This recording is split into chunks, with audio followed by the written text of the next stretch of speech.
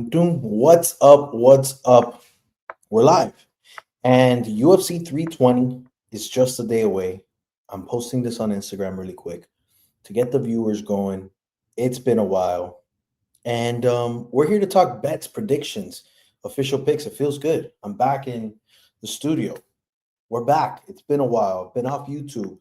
I've been lost looking at Dana White Contender Series fights, losing in the last 4 weeks, retiring from the Dana White Contender Series. Um, but I will say something. We're coming off a winning card in Australia. We're going to keep the momentum going. If you're new here, I'm the MMA Casual, and I'm going to talk everything UFC official picks, bets, and you might be late. You might not be on a live stream, but check out this video. Like, subscribe if you like what I'm saying. As always, I will have my phone in hand because when I'm making these videos, I like to make sure that I'm looking at live odds. There's not going to be anything misinterpreted. There's not going to be anything you guys miss. And we're going to get right to it. So UFC 320, we have Magomed Ankalaev and Alex Pereira going head-to-head for the second time. And I want to start off by saying I have only got one Alex Pereira fight wrong, and it was when he fought Jan Blachowicz, and I actually think he lost that fight. But I had Jan Blachowicz winning. Every other Alex Pereira fight since then, including his last loss, including his loss to Izzy, I called correct. I thought he beat Izzy the first time. Second time, I said Izzy's going to get him. Now we're back, and I'm going to continue my fantastic streak with his fight calls. On the other hand, Merab, I have actually missed his last 3 fights. I was on the Sean O'Malley both times. I got the Cejudo fight right. I thought Petr Yan was going to beat him. So a little shaky there, but room for opportunity. And the official betting app I use, guys, because a lot of people ask me, is the Hard Rock app. If you're interested in subscribing to my exclusive bets, you want to go to Instagram. You're going to follow at MMA Casual _. You're going to subscribe. It's $4.99 a month, guys. At the end of the day, just to see what I'm doing. They're my bets. I'm not just giving out bets for you guys, random things. It's money that I'm investing as well. And then I actually am part of the Winnable app, which you could see on my link tree. I'll end up putting it in the description here, and you get text right to your phone every time I place a bet. Why this is better is because oftentimes I'll place a bet. It's early in the week, and you get to beat the line movement. So because you get that little added, you get a text or email to your phone, it's a little more expensive. But without further ado, guys, I'm not going to hold this off. I'm not waiting for 1 million people. It's been a while since I've been on YouTube, so I could only imagine my following has, decreased because I'm not as consistent. But I'm going to put this video out there because I think there's people who will catch up to us eventually. So without further ado, guys, Veronica Hardy, Brogdon Walker. This fight is very straightforward, guys. This is a very casual, not a casual heavy fight. It's the opposite. This is a super fan fight, not because it's interesting, just because no casual fighter knows who these women are. What I will say is Veronica Hardy is worlds ahead of Brogdon Walker, right? Not necessarily striking. Striking's not going to be too exciting, but Veronica Hardy, in my opinion, is worlds ahead of the actual grappling against Brogdon Walker. So when I was looking at this line, and I apologize because now the Hard Rock doesn't want to let me. Oh, they're updating the sports betting experience. Please try again soon. So my Hard Rock app is down. So I'm not going to be able to give you live odds, but I'm going to tell you the spots I like. That's very unfortunate, and I apologize for that. But we're here. So Veronica Hardy, to be honest with you, I think this fight is going to go over 1 round. However, she's not much of a finisher. I just think she's significantly better than Brogdon Walker, and I think she's going to find a spot here. I think she could potentially find a good submission. Brogdon Walker shouldn't be in the UFC. Veronica Hardy gets a little bit better every time we see her fight. The reality is she's not a finisher. But what we see oftentimes is that you're not a finisher until you get the finish, right? You would argue that Sam Hughes isn't a finisher. I caught her to get a finish in her last fight. She found it just because there's such a huge gap in competition. And that is where I found value in this fight. I don't want Veronica Hardy at -750. I don't think that makes a lot of sense. But when you get her to finish an opponent who should really be in the regional scene at +400, I like those odds. I went for it. Veronica Hardy, I believe I got it at +400 to win inside the distance. Yes, that's a little bit of a toss-up. It's a +400 bet at the end of the day, but there's value. I threw half a unit. Guys, Veronica Hardy by sub or decision. That's my prediction.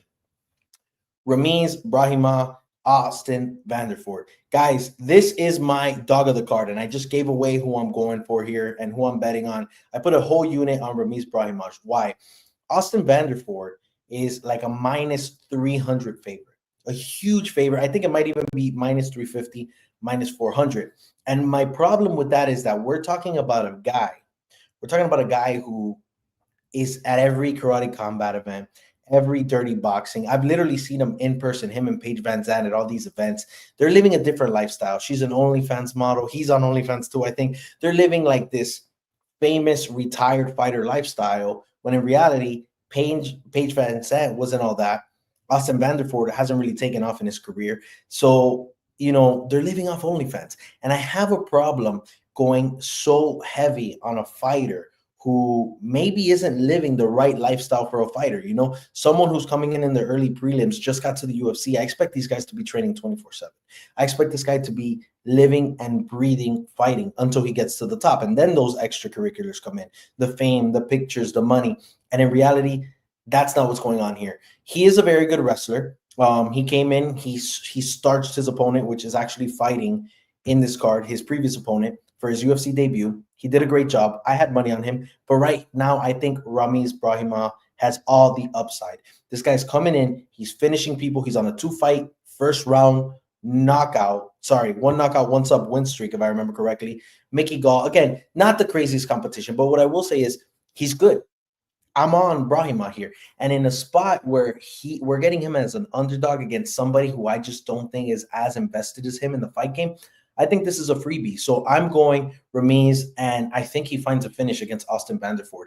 If this fight gets lengthy, if we pass the second round, I could see Austin Vanderford winning because of the wrestling, but I don't see Ramiz fighting off of his back too much. I think he'll get up to his feet. I think he could threaten the submission attempts, find his way back up into the cage, and then make this a striking match again. But yeah, man, I'm just not all over Austin Vanderford. I don't like the position he's in here, and I think he's just too much of a favorite. And it's actually bothering me that I don't have these live odds in front of me. I'm gonna have to find them. Because, I guess I'll go on UFC.com. I'm so sorry about that because I'm so used to using the Hard Rock app. But it's just so happens I had it ready. I go live, and now the app crashes.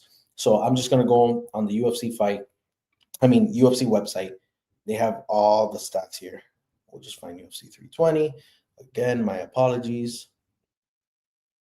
And we're going to keep going because I do want to be able to give you, the line movement. I want to tell you what's too much, what's too little, what's insane, what doesn't make sense. And there's a lot of that here. It's a very straightforward card, guys. Multitasking here. All right, here we go. All right, so next up, Chris Gutierrez. Guys, a crafty veteran. Let's call a spade here. He's a crafty veteran. He is good. I don't hate Chris Gutierrez, but Fario Basharat. Look at me, Fareed Basharat is an up-and-comer. He's someone who's crafty. He's someone who's going to get the job done. And I'm so sorry because I see somebody left a comment. I'm going to leave that towards the end because I just want to cover this for those who want to see the breakdowns. Fareed Basharat is a great all-around fighter. He's young. He's undefeated. He's coming up. And I think the biggest difference in this fight is that Fareed could really mix in the grappling. I think he's going to have that advantage against Chris Gutierrez, someone who gets taken down fairly easily. I believe his takedown defense is somewhere in the 50%. 50%. And, he's crafty. He's a veteran, great leg kicks. But I just don't think he out-toughs Fareed.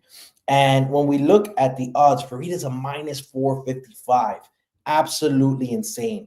So if you're on the Chris Gutierrez side, if you're one of those people who's like grasping at straws at the veterans, you think that he could just outsmart Basharat, I think plus 350 for Chris Gutierrez is a great spot. Chris Gutierrez, by decision, might be a fantastic spot. So, that's something to look at. I personally don't like it. I think Fareed takes it. I think he takes it by decision. I think this is a very straightforward fight, but we've seen crazier things happen, guys. Fareed Basharat by decision is my pick. Macy Chiasson, Yana Santos. Guys, I was huge on Macy Chiasson. I picked her over Bueno Silva. I want to say that was like, was it the Sphere card? It might have been the Sphere card. Doesn't matter. When she cut up Bueno Silva bad, it was a TKO. After that, I've been on her again, and Macy Chiasson's game has really evolved. And when I say evolved, there's almost this idea that I mean positive progression. That's not necessarily the case. She's just really changed the way she fights. She's primarily a Muay Thai fighter. She's huge for the division. She's 5'11", and she's fighting a girl who's 5'6". She's so long, so like, and she's a Muay Thai fighter, so they like to be up close, like to use the elbows, like to use the knees. But now she's not managing her distance very well, which I think is foolish because Macy's someone who I expect to point fight. And all of a sudden, she wants to become this grappler. Now she wants to take people down. She wants to get control. And we saw that against Caitlin Vera. And it worries me, right? And she's coming in, last time I saw was a minus 200 favorite, minus 198 now. And again, UFC odds are terrible on the website. Yana Santos is plus 164, and I think she should win this fight. Macy Chiasson should win this fight. But it's not that I'm concerned. It's just that I'm not comfortable with her taking a grappling forward approach. I prefer her to fight. I prefer her to stand and strike. And even against Yana Santos, where a lot of people are going to say, no, I want Macy Chiasson to take her down. I want her to control. Not necessarily, man. Macy Chiasson has some tools. Macy Chiasson could get busy. In this fight, Yana Santos, I'm not too impressed. I'm not convinced. I mean, she beat a washed-up Miesha Tate. Whip-de-doo. I'm not taking it. I like Macy Chiasson. I like her at minus 200. I think it's a fair price. What I like here is that the fight goes the distance. I think we can see, just because of what I expressed of Macy Chiasson going very grapple heavy lately, I think I'm okay with going over 2.5. Fight going the distance, even though she's caught some finishes before. I think she could get on top of her and just own around. I think Macy Chiasson has 2 takedowns in this fight, and we could call it a day. Now, can she get them? That's the question. But even then, I'm comfortable enough where her Muay Thai is effective. She's a great striker. My problem here now today is that in the weigh-in, she looked like absolute dog shit. And she came in overweight, which I never like a fighter who comes in overweight. It's disrespectful. It's unprofessional. And at the end of the day, it's your job. It's your job. It's that simple. So I'm disappointed she didn't make weight. Hopefully that means she didn't have a bad weight cut. Hopefully she just stopped there, feels fresh, and she gets the job done. But some concerns for Macy Chiasson, but I have her winning by decision. And now is when the fun happens, guys. UFC 320. This is a huge card. The main event is great. Now we start seeing those finishes, right? Once we get to 8 o'clock, we get to those prelims. Now the UFC wants to bring people in. They want the highlights on the app. They want people like, oh man, the card's been great. Let's go. And there's no doubt in my mind that the next few fights are made for the viewer at home who hasn't turned on the pay-per-view yet. They see some crazy knockout on the UFC website or app, and they're like, oh shit, I got to turn this on. So starting off, Mr. Soriano, Mr. Veretennikov. Guys, Nikolai Veretennikov, he's the gentleman that Vanderford beat on Vanderford's UFC debut. Fairly dominant, wrestle heavy, ultimately a ground and pound TKO. And then we have Soriano, who's has like this second wind in his career. And now he's fighting at welterweight, and he looks freaking mean, man. He's finishing dudes. He looks like a freaking unit in there. Veretennikov is not all that good in my opinion. I don't see an area where he's going to dominate. Veretennikov's going to start grappling here and dominate in the grappling. I don't see it. I think Soriano's going to get the best of him. I think he's going to be able to shy away from the grappling, keep this standing, and he's just going to be explosive. And I really like Soriano here for a finish. And I did bet that. I have Soriano by knockout in a parlay. I'm not going to give that out because of not my subscription. Loses its value. But I really like Soriano. I really like the under 2.5. I think if Soriano doesn't get served, somebody does. These guys are coming out here to handle business. No reason to not be on Soriano here. That's just my pick. Soriano by knockout. Next up, Emmett, Shahbazyan, Andre Muniz. Guys, when I first saw this matchup, I had my doubts. I always have my first reads, my instinct reads where I see I see the lines. I just think about the fight styles. I make my pick, and then I go further into it, right? I start looking at footage. I start looking into the fighters. I start looking at data. At first, I kind of had a lean on Andre Muniz because I've had my doubts about Emmett Shahbazyan. But then when I do more research, I'm looking into all of this. Man, Andre Muniz is like 35 years old. He's got to finish like 6 times. He's getting split, and Emmett Shahbazyan has the power. He has the striking ability. He has the combinations. And then I turn to, okay, so Andre's going to push the grappling immensely. Like that is going to be his game. Andre Muniz's wrestling, his takedowns, just aren't there. I'm convinced that Emmett Shahbazyan could just stay away. Sprawl, separate, get to where he needs to go. Andre Muniz pushes forward, gets Edmund Shahbazyan against the cage. I think Edmund Shahbazyan could fight off his back foot, land something, and Andre Muniz is done.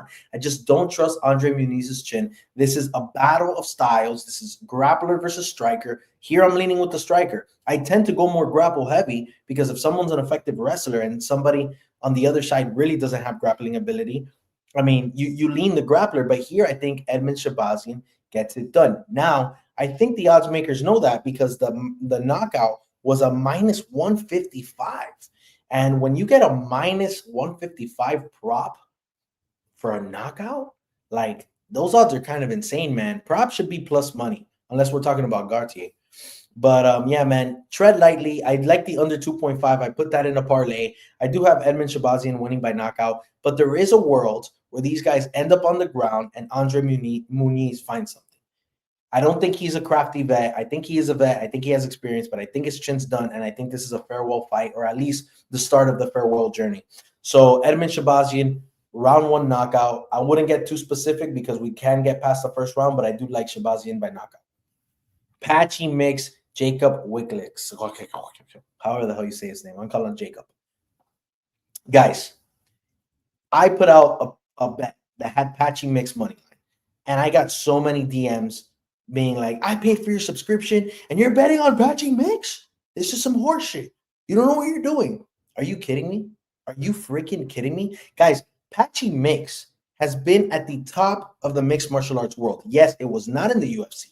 He's been at the very top of Bellator. And let's put some respect on Bellator. It's not just some random regional promotion. Bellator was legit. Does the UFC have more talent? Obviously. But let's put some respect on Patchy Mix's name. We've had several fighters come over from Bellator, and they have not been able to keep up with UFC's top competition.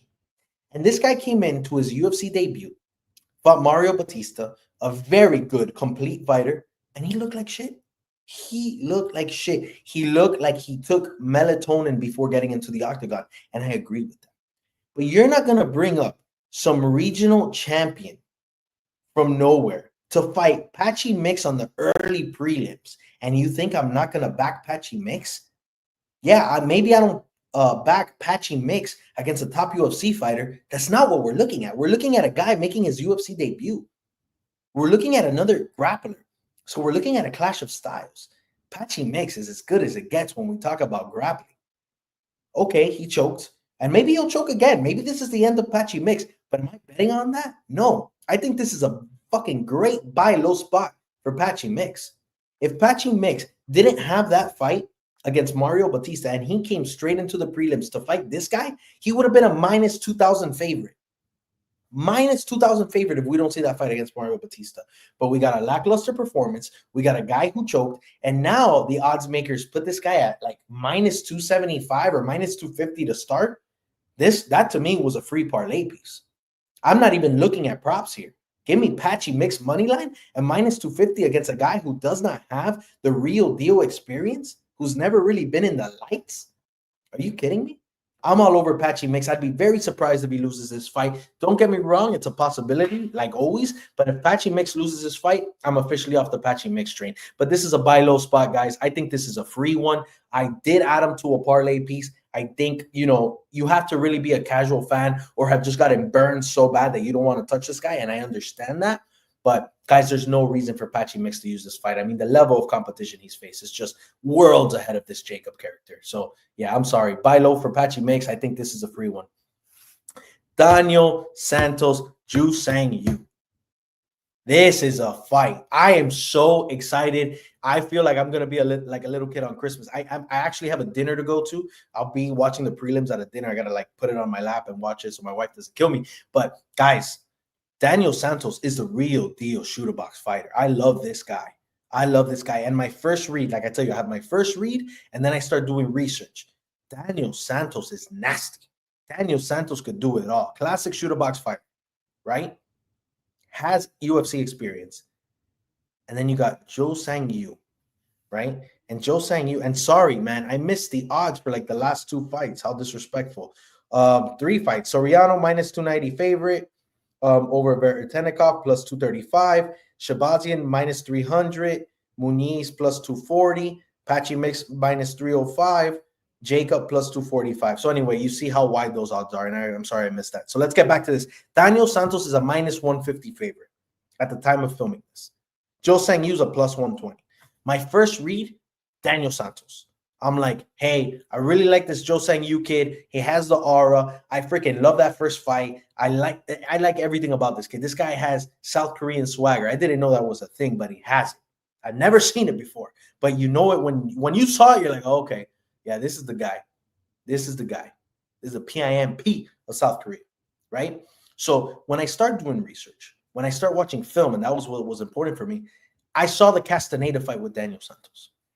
And for those of you who have that right there at your memory, one thing you're going to remember is Santos getting pieced up and almost getting finished. Tough guy, got through it, found his way through and ended up winning the fight, but he was getting pieced up. And while he was wobbly, while his knees was buckling, he was catching more to the chin, more to the face, and he looked like shit. That he was 2 strikes away from being finished.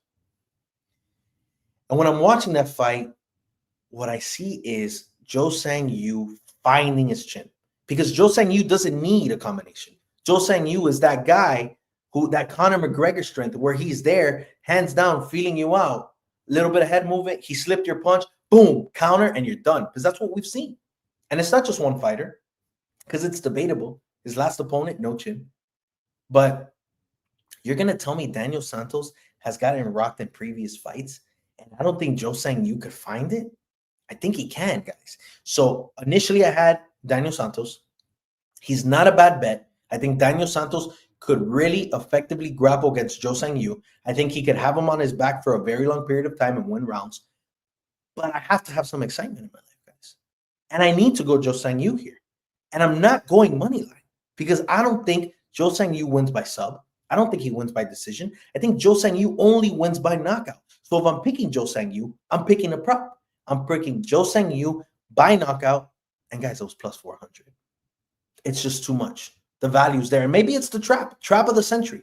Trap of the freaking century. But I like the guy. I like his aura. I like his striking. He has the power. The guy's a real deal, man. I'm all over it. My second dog of the night, Joe Sang Yu. Plus 120, guys. We like the money line, but it just doesn't make sense to me. I don't think he outpoints or outgrapples Daniel Santos. You take Joe Sang Yu by knockout, or you take Santos money line. That's my opinion. Or you could take Santos by decision.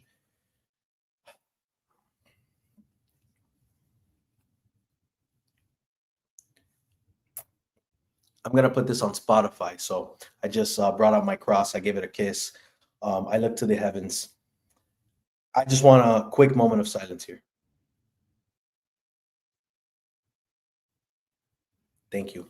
Guys, Adaba Gautier, I always say his name like all messed up, had a fight against Ozzy Diaz. Ozzy Diaz pulls out. I don't know why. I don't care. And then Tristan Vines has just taken a fight against him on like 4 days' notice. What in I honestly, Tristan Vines doesn't have friends. He doesn't have a family. He doesn't have a good coach, because Atiba is the type of guy that can't find fights. Like, you see this guy's picture and you're like, nope. He's the type of guy on the regional scene that he can't get a fight because nobody accepts it. And now he comes to the UFC and whatever. Tristan Vines sees an opportunity. Like, man, if I starch Atiba, I'm gonna slingshot into freaking title contention almost, because this guy's the real deal. He's knocking everybody out in the first round. Let me tell you something. This is a sacrificial lamb by the UFC. This is to get ready for the main card, right? Dana White, Sean Shelby, all of them, all the matchmakers should see a prison sentence after this, most likely, because Tristan Vines is going to be knocked out within a minute, and it is going to be brutal. Not only do you not usually take this fight, you do not take it on short notice. Guys, Atiba is going to do bad things. There's not much to speak about. He's a minus 1,600 favorite. If you follow me, if you know my betting guidelines, you never touch anything like that. I wouldn't touch a parlay with it. I wouldn't touch it. I want to see the round line prop. It wasn't there on the Hard Rock app yet. Round 1 knockout. I think it's going to be so juiced it won't be worth it. The round 1 knockout's going to be like minus 400. I wouldn't doubt it. And I wouldn't touch that with a 10-foot pole either. So this fight is just breathe, right? Don't blink. Once Bruce Buffer announced them, just glued onto your screen. Don't pee. Don't grab a drink. Don't say hello to anybody. Just lock in. Atiba, knockout, first round. Abus Magomedov, Joe Pyfer. I've been saying first reads a lot in this video, and I'm gonna give you my first read here. Abus Magomedov has made significant improvements, and a part of me was like, man, a part of me wants to kind of think about Abus Magomedov taking this fight, winning maybe the first 2 rounds, and getting to a decision.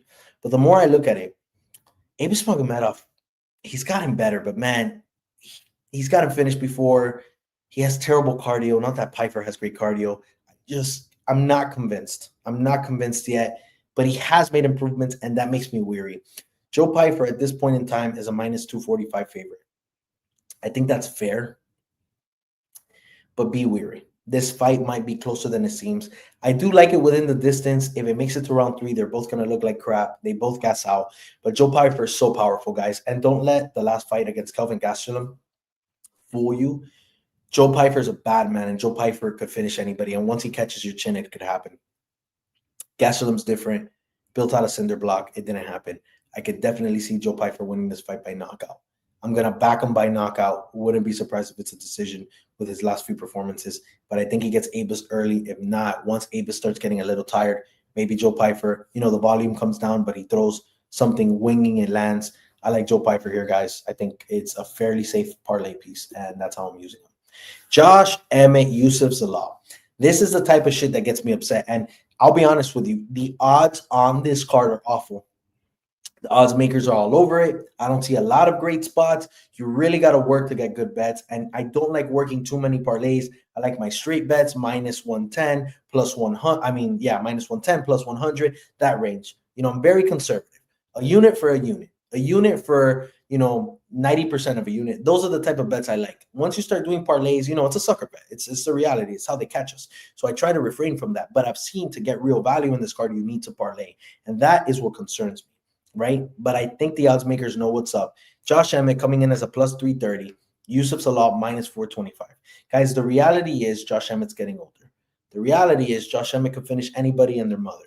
He has the power of a freaking heavyweight in this little 145-pound body. He's lean. He's been training with TJ Dillashaw. He looks good. And then on the other hand, we have a guy who really caught a second wind of his prime, Yusuf Zalal, who got cut from the UFC, got brought back, and now he looks like a completely different fighter. Right? And I think he's dangerous, right? He's dangerous in the sense that he is going to be an absolute nuisance for Josh Emmett. Josh Emmett had a tough time closing the distance with Lerone Murphy. Well, I think he's going to have an even harder time closing the distance with Zalal. Zalal's movement is fantastic, and a lot of people don't like him because we've seen him run in fights. And I think that's a possibility because any coach who tells Zalal to step down on his punches and stand in the pocket with Josh Emmett is an absolute animal. This guy's hands need to be up. This guy's hands need to be up the whole time. His lateral movement needs to be on point. The second he feels that his back is close to the cage, he better freaking hit a rolling thunder to the right or left. He needs to climb over the octagon. I don't care, but he needs to get the hell out of the way because Josh Emmett is always a threat. And I will never forget when Josh Emmett went up against Bryce Mitchell, everybody was so certain, that Bryce Mitchell was going to out-grapple Josh Emmett, find the finisher, win by decision. And I kept saying, guys, let's not forget, Josh Emmett always has that RPG in his pocket. And look what happened to Bryce Mitchell. He's never been the same, really. Guy started seizing on the canvas. He's never been the same. That worry's still here. I'm not going to sprinkle anything on Josh. I'm tired of doing it. I did it in his last fight. I just don't think it's there. I think Zalal should outsmart this guy, should outpoint this guy, should outmove this guy. And I think Zalal wins by decision. If Josh Emmett finds the need to start grappling, Zalal has the threat of the submission. He's beat a lot of people by submission. Do I think Josh Emmett gets into that situation? No, I think Josh Emmett is somebody who loses a lot by decision. He made it 5 rounds with Ilya. Not a lot of people could do that, even though there was like 2 10-7 rounds. He made it to decision with Lerone Murphy, who's in for 5 rounds. I mean, this guy has been with real deal fighters and has gone 25 minutes. I think he makes it 15 minutes with Zalal. I like Yusuf Zalal by decision. I think it's safe. I think it's fair. The price is good on it. I think it's like minus 140 at most. I say go for it. He wins the fight. Banger of the card. And back to my first reads. I saw these names and I kept saying, there's something in my gut that says Khalil Rountree wins. I just keep hearing it. I just keep feeling it. I have that buyer's remorse. Like, fuck, man. Fuck. And I didn't buy Hiri's money line. I got Hiri on a prop, and I'll be honest with you, I'll give it away because I think that bet's not hitting. It was stupid. It was impulsive, and I don't want to go back because I gave it to my subscribers. Maybe it's Hiri Prochazka by decision. Why? Hiri Prochazka moves forward. He doesn't take no for an answer. He could be winning or losing a fight. He finds a finish or gets finished. And I think that's the reality of the situation, right? With Alex, with Ratchik, with everybody he's fought, basically. But now we're dealing with Khalil Rountree, and we're dealing with a 3-round fight. And if there's something I learned about Khalil Rountree is that he's one tough son of a gun. And he fought Jamal Hill. He point fought. The leg kicks were great. Distant management was great. But I wrote off Jamal quite some time ago. He's just not the same fighter he was. And I never thought he was all that. But I wasn't too impressed either, right? It's a good win, not a great win. And now we're dealing with Hiri Prochazka coming back after he, funny enough, knocked out Jamal Hill. And I'm like, can these guys go the distance?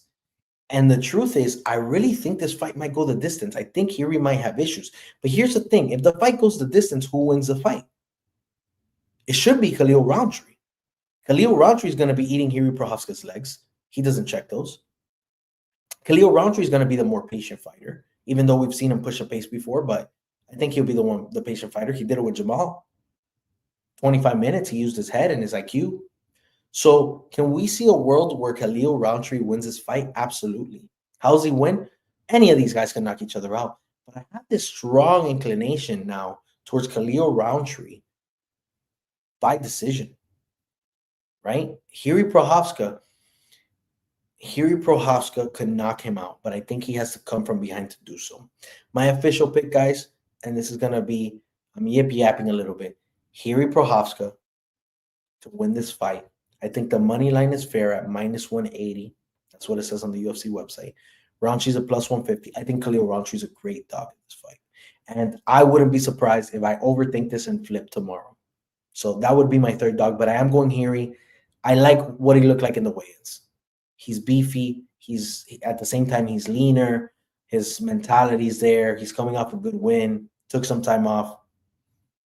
I'll go Hiri, but I have my concerns. And that's what I'll say about this fight. Khalil Rountree is a fantastic dog, and we need to be wary of it. And I would not be surprised if these two gentlemen go to the judges' scorecard, and all of a sudden, Khalil Rountree gets the nod.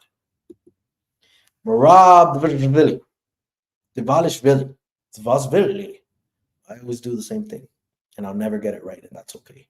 Versus Corey Sandhagen. At the beginning of this live stream, I said two things. I said, I've only gotten one Alex Pereira fight wrong, and it was against John Blachowicz, where I thought John was going to win the fight. I also think John won that fight. I just think they wanted to build Pereira.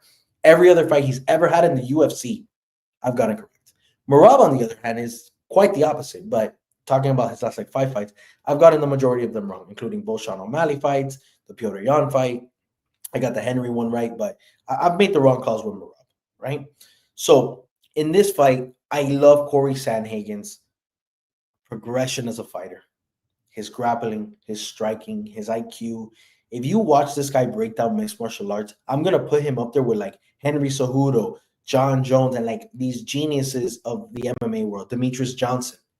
These guys have been doing this for so long and know every tip, trick, everything there is to grappling, striking, what you're doing wrong, what you're doing right. And it's very impressive to watch all of those gentlemen break down fights. Corey Sandhagen is someone I hold in that same regard. He's very knowledgeable in the sport. Now, is knowledge going to win a fight? Absolutely freaking not. And that is where I'm turning the corner. Because a part of me said, man, Corey has a real shot at this. And then I start thinking, I'm making the same mistake I've made before. I was waiting for Sean to catch Merab because it was there. It was there all the time. It was there all the time, and it never happened. And when I go back in Merab's fight, number one, he's durable. Number two, obviously the cardio. He's relentless. If Merab does not change his game plan, Merab wins this fight. We saw it with Umar. He started off losing that fight, kept his game plan up. The guy couldn't keep up. And I think that's what's going to happen to Corey here. I think Corey's going to have his moments. I think Corey wins 2 rounds. I think Corey's that good. I think there's going to be really good scrambles on the ground. I think there's going to be elusive striking. But when Merab finally closes that distance, when he gets to his back, when his arms get together, Corey, you're not going anywhere. And he's going to roll. He's going to scramble. He might find his way to Merab's back once or twice, but Merab's just going to turn and push, and he's going to be the little sweaty engine that could, because that's what he is, and that's how he wins fights. Do I think there's a finish here? No. But we're also seeing Merab level up. So I wouldn't be surprised. But I like Merab by decision in this fight. I don't like the value of Merab here. He's a minus 400. Corey's a plus 300. I think it's safe to say Merab wins. Like I said, I think Corey's being overlooked, but I think his time has passed, honestly. And if he would have made these advancements in his career and his tools 3-4 years ago, Corey Sandhagen would have been a champion. This guy's extremely knowledgeable. He's big for the division. He's good, man. I love Corey Sandhagen. It's a shame to see him in this spot, but I can't. He lost to Umar by decision. I just think Merab's going to outwork him. That's the reality. And I know that's not like this crazy take that you're not going to hear anywhere. I mean, it's what Merab does. And until proven otherwise, I'm hopping on the Merab bandwagon. I've bet against him too many times. It's not going to be in this spot. So I'm going Merab. Last but not least, I'm going to say the same thing again. I've only got one Alex Pereira UFC fight wrong. And I don't think it's going to be this one. Guys, I tend to go with better fighters whenever I make picks. I look at things, obviously, if there's, mismatches in fight styles, sometimes we have the heavy grappler, the heavy striker, the guy with the power, the prospect. There's a lot of positions where I'm going to lean one way. But when we're looking at champions, I'm always going to lean, for the most part, the better fighter. When I look at both of these guys, the reality is Magomed Ankalaev is the better fighter. Like it or not, Magomed Ankalaev is a better mixed martial artist than Alex Pereira. Would it be the same thing if they were strictly kickboxing? Maybe not. But as mixed martial artist, he is. So here's the reality. I don't like rematches. Rematches in history tend to go to the guy who won the first time. The biggest difference, and I saw a stat the other day, and it called my attention, and I'm not going to say it led me to believe what I'm about to say, but it definitely makes me feel better about a bet I placed. So they went to decision. Both of these guys have the potential to finish a fight. Magomed almost finished Alex in the first fight. I think this fight doesn't go the distance, and I think we have the same winner. Magomed Ankalaev almost finished Alex Pereira. And when we're talking about the Peloton fanatics, and let's be clear, I'm a huge fan of Alex Pereira, and if he wins this fight, I will be happy for him, right? But the reality is he didn't look like himself last fight, and that's always going to be the argument for his fan base. And that's true, but I don't think it was a broken bone. I don't think it was a sickness. Of course, we don't know the reality of that. I think he did not know what to expect from Magomed Ankalaev. There was a lot of toxic grappling. There was the striking. And I just thought Magomed Ankalaev mixes up his game really well. And although Alex Pereira was defending everything, Alex Pereira was getting clipped. Alex Pereira was a step behind. And, we tend to think Alex Pereira, he's going to get him with the leg kicks. He'll find the left hook. Very possible. In every fight till the day Alex retires, he has the ability to knock out his opponent. His opponent needs to fight the perfect fight, but he was having issues because Magomed Ankalaev, as a southpaw against him, the leg kicks weren't very effective. We really didn't see that left hook come in and land effectively or clean or affect Magomed, and Magomed was the one pushing the pace. So now, with that information, what do we get when we get a rematch? When you're Peloton's coach, right? When we're looking at the game plan, number one, you're going to train a different way. Number two, you feel a little more comfortable because you faced this guy before. But what changes? Well, what changes is I don't think Alex Pereira is going to be on his back foot this fight, which he was the entire fight. That's not him. That's not Alex's game plan ever against anyone. But he respected Magomed so much and the potential grappling and the takedown from Magomed that he was fighting off his back foot. That's not effective for him. So what do I think the adjustment here is going to be? I think to a certain extent, it's going to be like, hey, respect Magomed's power, respect the speed, respect the potential for the takedown, but we're still moving forward. So what does this make me believe? It makes me believe that Magomed is going to have better windows in this fight. It makes me think that the takedowns are more of a possibility here because Alex thinks he's going to be able to defend all his takedowns now. But now we're moving forward.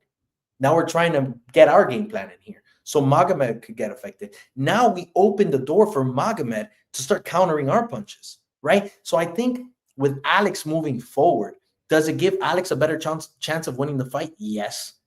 But now it opens more doors for Magomed, which with the availability he had in the first fight, he was effective. He took you to a decision and he won, and he'll do that again. But for Alex to finish this fight, he needs to be moving forward. The problem is if he's moving forward, Magomed has an easier path to victory. And in my opinion, this fight does not go the distance. And I went so far and I went under 4 rounds, more specifically under 3.5, I feel pretty freaking good about it, and I'm taking it to the bank.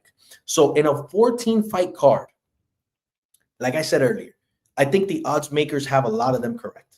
I think this is a very heavy favorite card. I have 2 dogs. I think they're really good dogs. I think they're the best dogs on the card. I'm putting some money on them.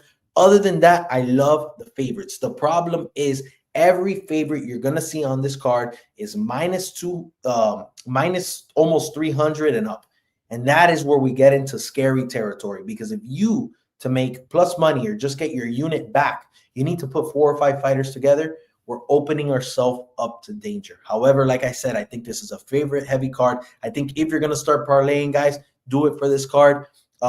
I think we're going to be geniuses or dumbasses. There's no in between on this card, right? But I think the spots that are available, I think I mentioned them here. You got to look at round lines as well. I think we're going to get a finish heavy card in the prelims, not the early prelims. The prelims are going to be very finish heavy. There's about a 3 or 4 fight streak of that. And then it's going to get a little more technical. And then in the main event, I think we have some bangers, but again, very technical. I wouldn't be surprised if Merab and Magomed win by decision. I'm excited for it, guys. That's my video. That's my breakdown. If you have questions, leave them in the comments. I wasn't able to read the comments earlier, so I'm going to go over some of them now. Did you see Hughes versus Usman? I didn't. I don't even want to know. I want to go rewatch that. I just had to go live now. If Pereira didn't win, I will jump like a penguin from the balcony. Please don't do that. And I need to put that on record. Please don't do that. Sir, please. Patricio Pitbull made a huge comeback on UFC. Exactly. I know that probably came up when I was talking about Patchy. I think, again, guys, if you weren't here for that, Patchy is in a great buy low spot. Coming back off that huge loss, he has a lot to prove, and he's fighting a guy who hasn't dealt with the competition he has before. I have a hard time betting on Patchy after his last fight. I understand that completely. So, shy away. Looks so nice in his second fight. He's going to end up, money will be made on this card. We are here to make money, not to take over. No one is beating Merab. Not yet, at least. Magomed got this. That's what I want to hear. Guys, an absolute pleasure. Like I said, gamble responsibly. If you go to my Instagram, you can get my subscription for $4.99, winnable $9.99. That's on my Instagram as well. I'm always posting it. Any support helps. I'm going to try to be more consistent on YouTube. I've had a crazy couple of months. Haven't been able to do everything I want to do. But we're back in the studio. Got the lighting. And yeah, a lot more to come, guys. I hope this was helpful. Sorry it came out on the Friday before, but at least it came out. Love you like usual. Have a good one.